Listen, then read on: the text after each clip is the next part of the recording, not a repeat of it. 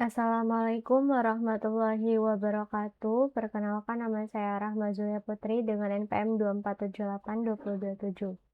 Pada video kali ini saya akan mencoba untuk mengerjakan paket tracer 6.6.7 yaitu tentang konfigurasi path. Langsung aja kita masuk pada labnya. Bisa dilihat di sini masih 0% dan saya belum mengerjakan apapun. Jadi lab kali ini itu bakal membahas tentang konfigurasi path atau port address translation. Jadi path sendiri itu merupakan salah satu jenis NAT yang memungkinkan banyak perangkat di jaringan lokal menggunakan satu alamat IP publik untuk mengakses jaringan luar atau internet. Perbedaannya itu ada di setiap koneksi, perbedaannya itu ada di setiap koneksi itu bakal dibedakan menggunakan nomor port, seperti itu.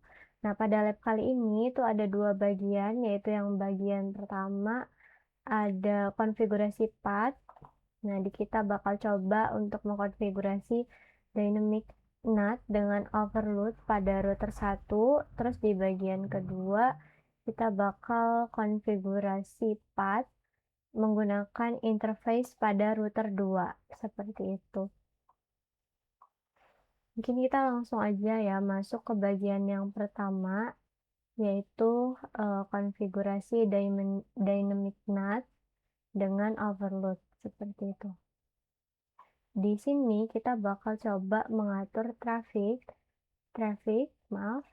yang diizinkan menggunakan ACL pada router 1 dibuat untuk akses list 1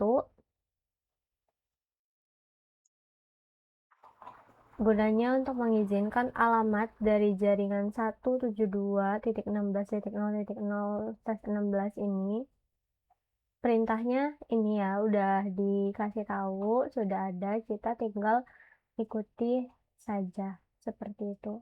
Nah, jadi perintah ini berarti semua alamat IP dalam jaringan ini 172.16.0.0 sampai dengan 172.16.25.255 diizinkan untuk diterjemahkan oleh NAT, seperti itu.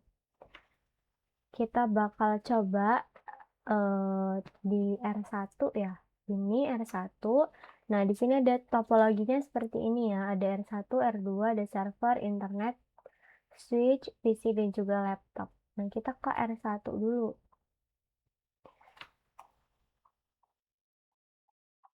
Enable configure terminal access list 1 permit 172.16.16. Oh, salah. .0.0.000.255.255. Seperti itu. Lalu kita bakal coba untuk konfigurasi NAT pool pada R1 dan NAT pool di sini bakal menggunakan dua alamat IP yang bisa dipakai dari jaringan 209.165.200.232/30, yaitu ini ya IP-nya 209.165.200.233. Untuk perintahnya ini IP NAT pool, any pool name, masukin IP-nya, terus net mask-nya. Kita coba aja di R1 IP NAT pool. Oh, ini ada namanya. Jadi namanya ini kita bakal coba copy ya untuk nama supaya nggak salah. Tempel 209.165.200.233 209 165 200 234 209 165 200 233 209 165 200 234 net masnya itu 255 255 255 252. Oke. Selanjutnya di sini ACL tadi dihubungkan dengan NAT, full, dan ditambahkan kata overload. Perintahnya ini IP NAT inside source list 1 pull any full name overload. Nah, kita tambahin. Ini DR1 masih perintahnya IP NAT inside source list 1 full. Nah, untuk namanya kita copy aja. Ini full name overload. Seperti itu. Terus, di bagian yang keempat, sebelumnya, jadi overload di sini, kata overload yang bakal buat part itu aktif. Nah, dengan overload, beberapa perangkat internal itu bisa menggunakan alamat IP yang sama, IP public yang sama, tapi tetap dibedakan berdasarkan nomor portnya, seperti itu. Terus kita lanjut lagi, kita bakal coba untuk menentukan interface NAT pada R1. Di sini interface S0/1/0 dijadikan sebagai NAT outside karena dia terhubung ke internet. Terus G0/0/0 dan G0/0/1 itu dijadikan sebagai NAT inside karena terhubung ke jaringan internal. Ini ya bisa dilihat dari topologinya. Sekarang kita bakal coba untuk konfigurasi sesuai dengan perintahnya di R1 juga. Ini interface S0/1/0, aduh.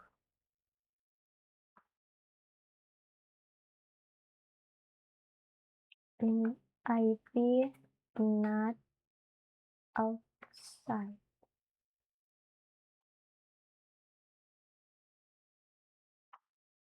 Lalu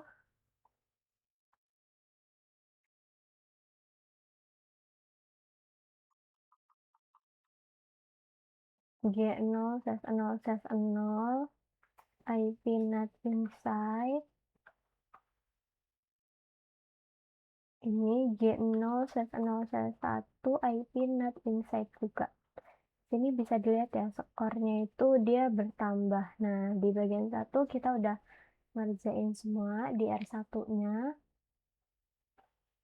Sekarang kita lanjut lagi ke bagian yang kedua. Nah, di sini kita bakal melakukan verifikasi dynamic NAT with overload dari PC1, L1, PC2, dan L2. Harusnya di sini kita akses web browser untuk verifikasi. Kita coba ya dari PC1 web server 1 ini. Sebentar, kita cek dulu.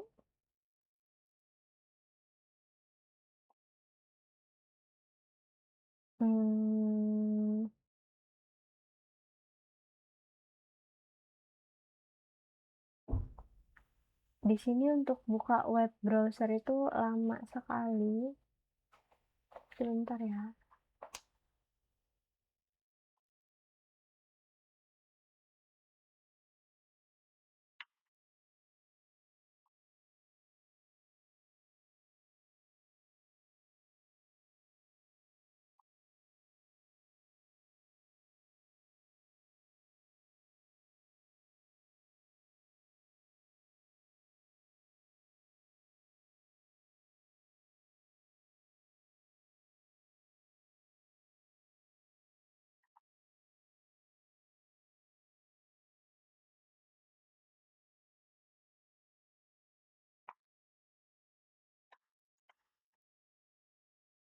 Bisa ya, kita bisa dari PC1 eh, coba web browsernya server 1.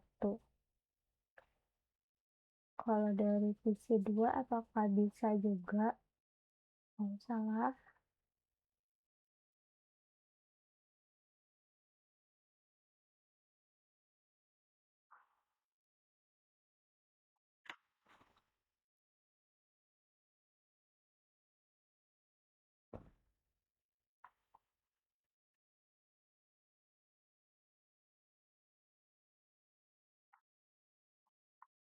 Bisa. Jadi untuk verifikasi di sini udah bisa ya, kita coba akses web browsernya server 1 dari device yang ada di bawah sini. Terus kita bakal lanjut lagi. Setelah kita coba, kita bakal coba view not translation. Perintahnya ini di R1.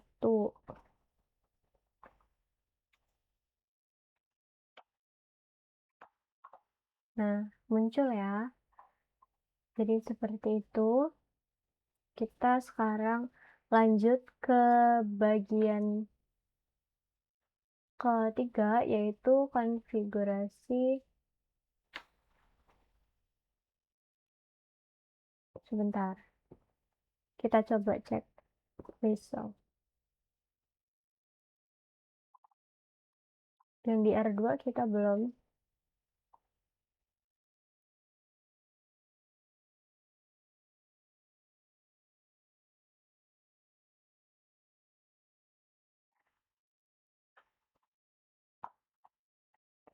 Di sini kita masuk ke bagian ketiga, yaitu konfigurasi path menggunakan interface. Dari PC, maaf, di R2 kita bakal konfigurasikan statement untuk ACL2 to permit any address belong to 172.17.00/16. Ini kan sebentar. Di sini saya bakal coba untuk konfigurasi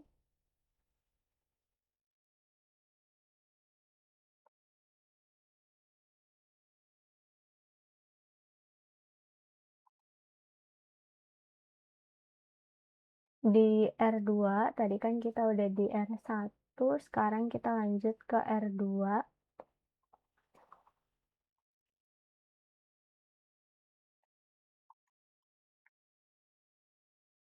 Akses list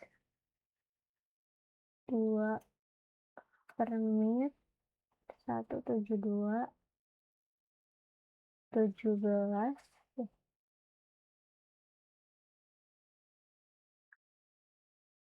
0/0, maaf, 0.0 0.0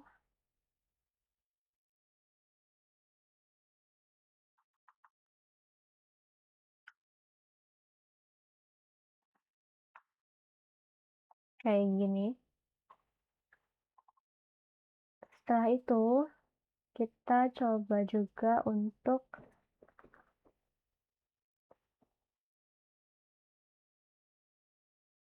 sebentar, saya baca dulu. IP not insert source list 2 interface. Oke.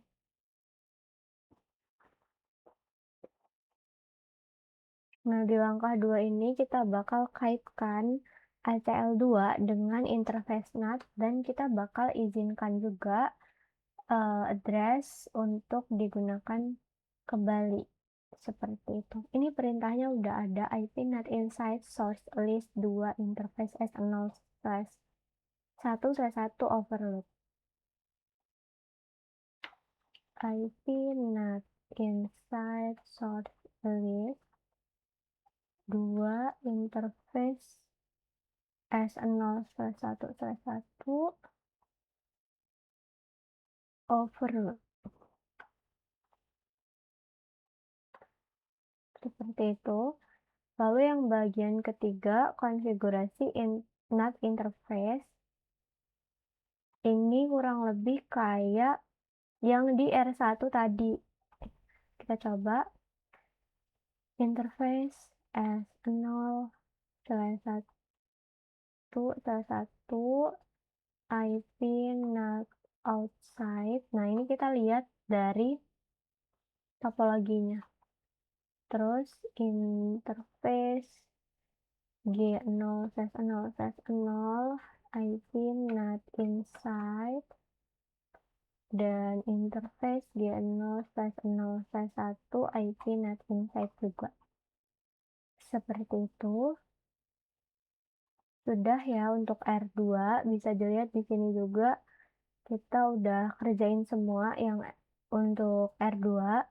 Terus kita di bagian 4 itu ada verifikasi implementasi NAT interface. Kita bakal coba akses, ini ya, verifikasi path interface implementation atau implementasi NAT interface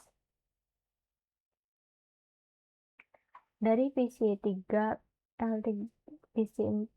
Kita bakal coba akses server 1 kayak tadi, kayak waktu di PC1 dan juga PC2. Sebentar, di sini agak lama untuk buka web browsernya. Kalau udah, kita masukkan IP dari server 1 209.165.201.5. Bisa dari PC4 kita coba lagi.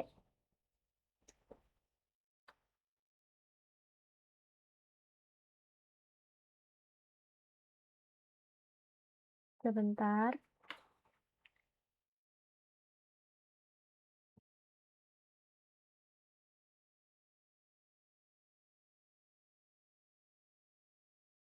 Kita coba masukin 209.165.201.5. Bisa. Jadi untuk akses web server dari device yang ada di bawah sini ke server 1 itu udah bisa, udah sukses. Terus kita bakal coba NAT translation-nya.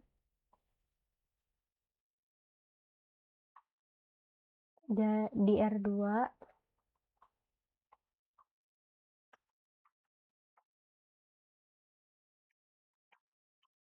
Udah muncul juga. Jadi itu ya untuk lab kali ini kita coba untuk konfigurasi path. Kita cek udah semua. Jadi lab kali ini kita coba memahami terkait dengan path, yaitu dia memungkinkan banyak perangkat internal menggunakan satu alamat IP publik untuk mengakses internet.